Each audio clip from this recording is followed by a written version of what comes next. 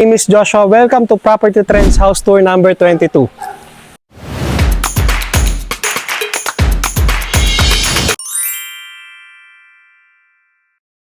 For today's video, nandito tayo sa Town & Country West in Bacoor, Cavite.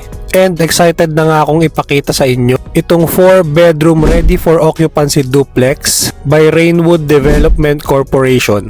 75 square meter ang land area and 115 square meter ang floor area. Nagulat nga ako kasi may malawak tong car garage na kasya yung mga SUV type na sasakyan. Less than 10 minutes away from the Anghari lang pala to and malapit sa Molino Boulevard. So this is very accessible going to Alabang, Las Piñas and other parts of Metro Manila. Kaya naman kung ito yung property na hanap mo, let's begin the house tour. So upon turnover, meron na kayong fence and gate. Itong car parking nyo na sobrang lawak, no? Covered na rin siya ng canopy sa second floor. Pwede kayo maglagay dito ng pocket garden, pwede nyo pang taniman.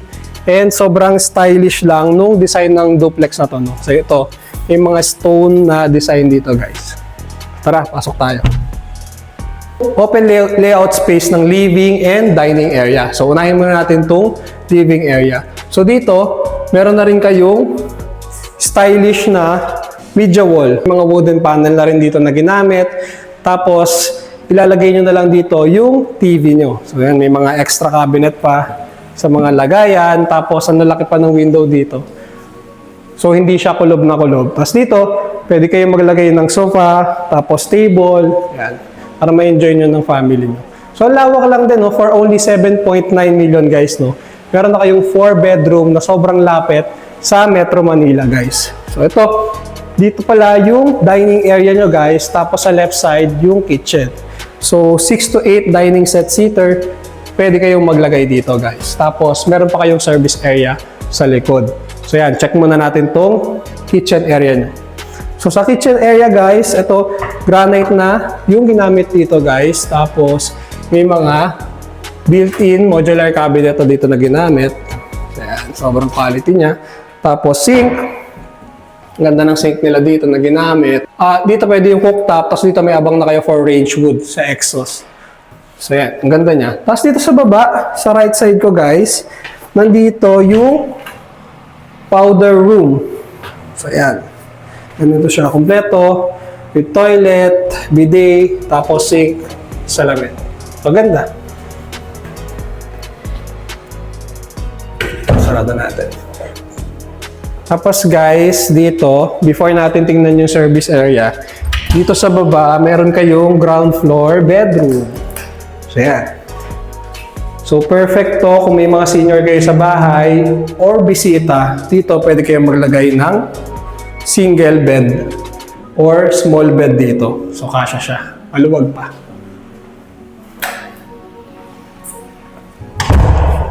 So, dito naman guys, dito yung service area nyo. So, pwede kayong maglagay ng lutuan dito or pwede kayong maglaba. So, naka-open lang din siya para yung proper ventilation pumasok talaga dito sa bahay. And hindi siya kulob. Dito, pwede kayong maglagay ng washing machine.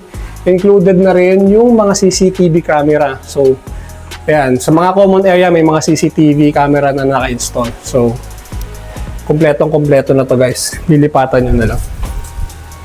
Tara.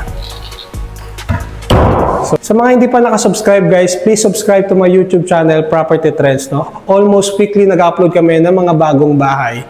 So, baka makita mo dito yung future house mo. So, tara. Check na natin. So guys, no, itong second floor nila, ang ganda ng mga wood ng step dito na ginamit. Tapos, meron pa kayong stainless steel dito na hawakan. This one din. So, mataas din yung ceiling na.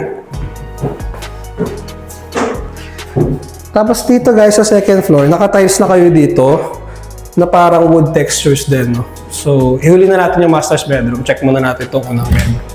Kaliwa.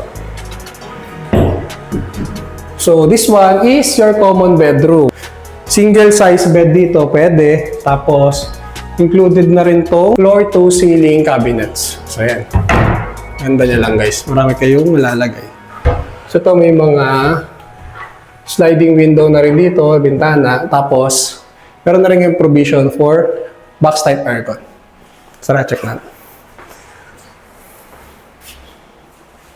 So guys, dito naman sa tabi, yung pangalawang bedroom dito sa taas. So halos same size lang din naman sila. Pwede kayo maglagay ng maliit na bed dito. Tapos ito, may provision kayo for box type aircon. Sliding window na rin yung bintana dito guys. And then ito, meron na kayong mga modular cabinet. Floor to height ceiling yung size. Ganda. Tara. So guys, dito, meron kayong common toilet and bath. May mga shower enclosure na rin. Ayan, pakita ko sa camera yan. Tapos ayan, may mga bidet, sink, tsaka toilet. So, kompleto rin siya. Naka-high ceiling na rin tayo. Medyo naka-high ceiling na rin tayo dito guys. Tapos meron na rin mga pin light dito sa taas. Tara, check natin yung master's bedroom. So dito sa master's bedroom, no, pwede kayong maglagay ng king or queen size bed na dito. Meron na rin kayo ditong media wall for your television. Kung may extra gamit kayo na gustong ilagay, yan. May mga useful na cabinet na rin sila dito na nilagay. Tapos dito guys, ang nagustuhan ko, meron na rin kayo ditong parang built-in walk-in closet, no? So, ang ganda. Pwede pala to, no? Talagang na-maximize na yung space. Ayan, papakita ko yan. Pa-flash ko sa screen. Tapos, meron kayo ditong malaking balcony sa master's bedroom. So, ito siya guys.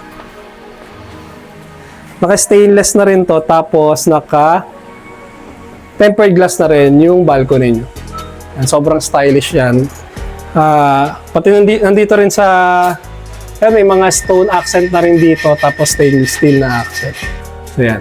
So, isa pa sa nagustuhan ko dito guys, may sariling toilet and bath yung master's bedroom. So, yan siya. Kompleto with shower enclosure.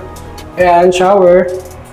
Tapos, etong ganda ng sink guys. Oh. Tapos, ito, may mga cabinets na rin dito. Sink. May salamin na rin. Tapos, kompleto toilet and bidet. So, ang ganda. So that's it for our house tour today. No? Kung nagustuhan nyo tong property na to, please make sure to subscribe to my YouTube channel. Tawag po kayo sa mga number flashing the screen para ma-assist ko kayo sa full details and house tripping. So yun lang. See you on the next video. Thank you for watching.